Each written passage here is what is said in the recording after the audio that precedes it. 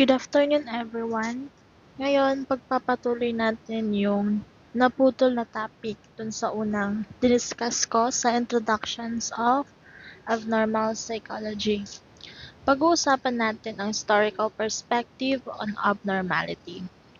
Alam niyo ba, ang daming pinagdaanan ng abnormal psychology bago tayo umabot sa kung anong alam natin ngayon.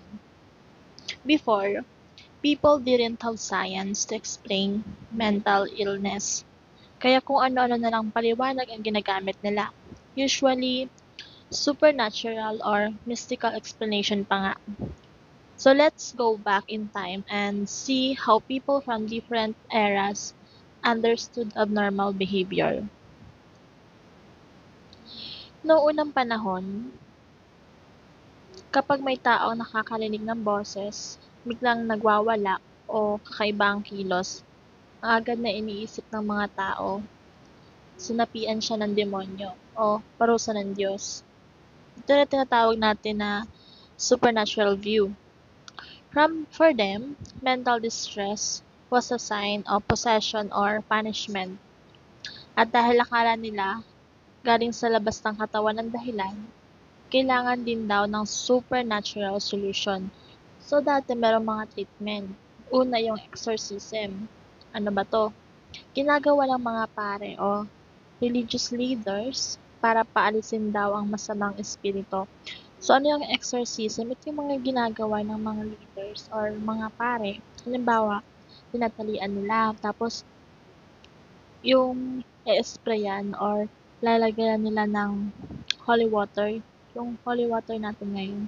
Para daw maalis yung demonyong sumapi or pumunta dun sa katawan ng tao. Minsan pa, tinatali nila dun sa higaan, sa kama, tapos dinadasalan, nilalapitan ng cross para daw umalis talaga yung demonyo. Ang pangalawa naman is yung trepanation. Ito yung mas nakakatakot talaga. Binubutasan yung bungo para daw makalabas ang evil spirit. Imagine, ganoon kalala ang paniniwala nila noon. Later on, may mga thinkers na nagsimulang mag-isip ng mga logical explanation. Sabi nila, baka hindi naman talaga dahil sa demonyo. Baka dahil lang sa stress, lungkot o sobrang pressure. Isa sa mga unang nagsabi nito ay si Nicholas Oresme. He believed na yung matinding stress o emotional pain, pwedeng maging cause ng abnormal behavior. So, biruin mo, baka stress lang pala, pero grabe na yung ginawa nila sa tao dati. Next ay meron tayong tinatawag na mass hysteria. May time din noon na buong grupo ng tao biglang nag-act weird together.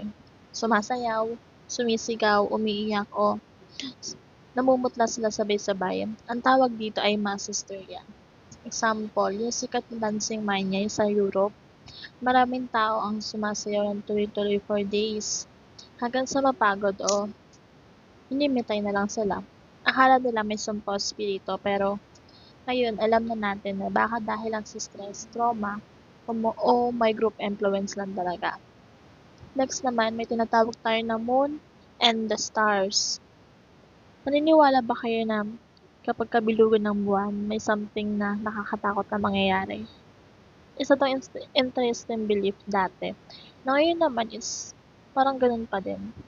A scientist named Paracelsus thought that the moon and stars could affect human behavior. Kaya nga may salitang luna na ibig sabihin moon, yung salitang lunatic. Lunatic, alam niyo naman yung word na lunatic, di ba? Moon, kumbaga is galing siya sa salitang moon, luna. Sabi niya, kapag full moon daw, nag-iiba ang ugali ng tao. Next naman, the medieval perspective. Pagdating ng Middle Age, naghalo-halo na ang paniniwala ng tao. May halong supernatural at natural explanation.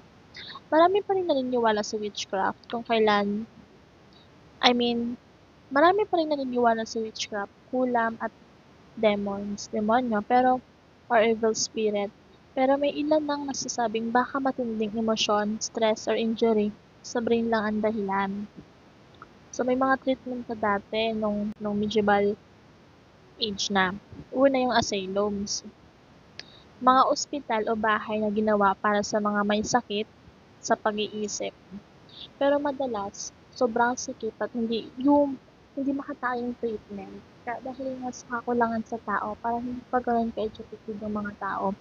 Hindi pa malinis, hindi pa ganun ka-function, hindi pa ganun nag-function ng maayos yung lugar. Sunod ay meron nagkaroon na ng mental hygiene movement. Nagsimula ito para itaguyod ng mas maayos at malinis sa pangangalaga sa patient. Yun na, unti-unti nagkakaroon ng kalinisan. Tapos nagkaroon ng moral treatment. Mas mabait naman itong approach. Tinatrato ang mga pasyente ng may respeto at pag-unawa. Dahil dito, nagsimula ang idea na dapat tinutulungan, hindi pinaparusahan ang may mga mental illness. So titingnan natin, simula sa supernatural view hanggang mapunta dito sa middle age, nagkakaroon na ng unti-unting pagbabago. Parang unti-unti nang bumabait. Hindi na ganun ka grabe yung ginagawa kapag nakitaan nila o nalaman nila na may kakaiba sa tao. Punta naman tayo sa modern perspective. Pagpasok ng modern age, dito na pumasok ang science and medicine.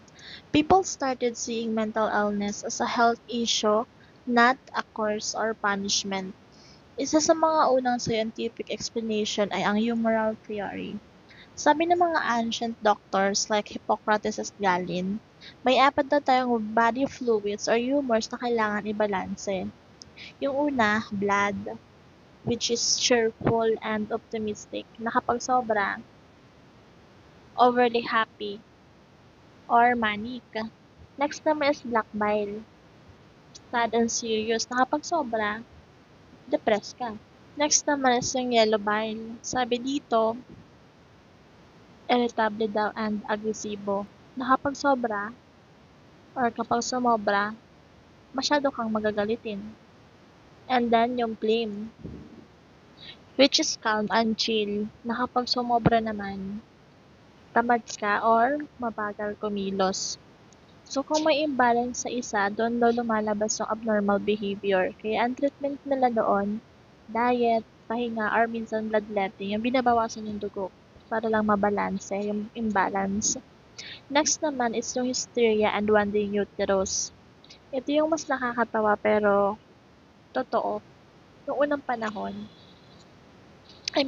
nakakatawa siya kasi pinagkamalan siya dati na totoo. Na dito talaga sila nagbase.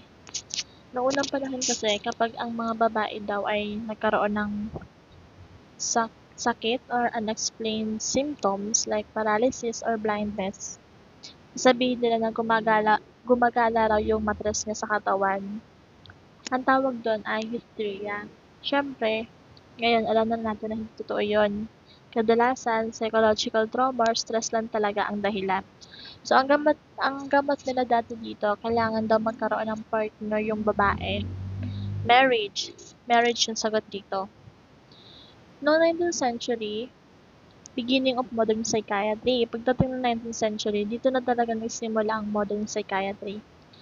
Doctor discovered na ang syphilis, isang bacterial infections, pwedeng magdulot ng delusions at pagkabaliw. Nung gumaling sa infection, yung isang taong may syphilis na wala rin ang mental symptoms, so ibig sabihin, may biological cause pala ang ilang mental illness. Next ay si John P. Gray. Naniniwala siya na may physical causes ang mental illness, gaya ng brain problems o infections. Pinaganda niya rin yung hospital, conditions at pinomote yung makataong pagtatrato. Next naman ay si Franz Mesmer naman. Si Franz Mesmer naman, iba yung naging approach niya. Sabi niya, may magnetic energy daw sa katawan ng tao na kapag nadisturbo ito, nagkakaroon tayo ng sakit sa isip o katawan. Gamit ang animal magnetism, hinahaplos o nilalapit niya ang kamay niya sa pasyente para daw gumaling. Diyan galing ang salitang mesmerize. Dito na pumasok yung unang theory, yung theory ni Sigmund Freud. Ito na yung pinag-aaralan natin ngayon, ang psychoanalytic theory. So finally, masisimulan natin yung mga theories na talaga namang kailangan naman talaga natin pag-aralan.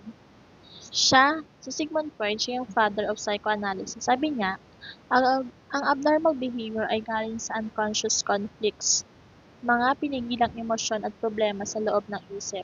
Ang treatment niya, talk therapy, para daw ma-release yung naiipong emosyon.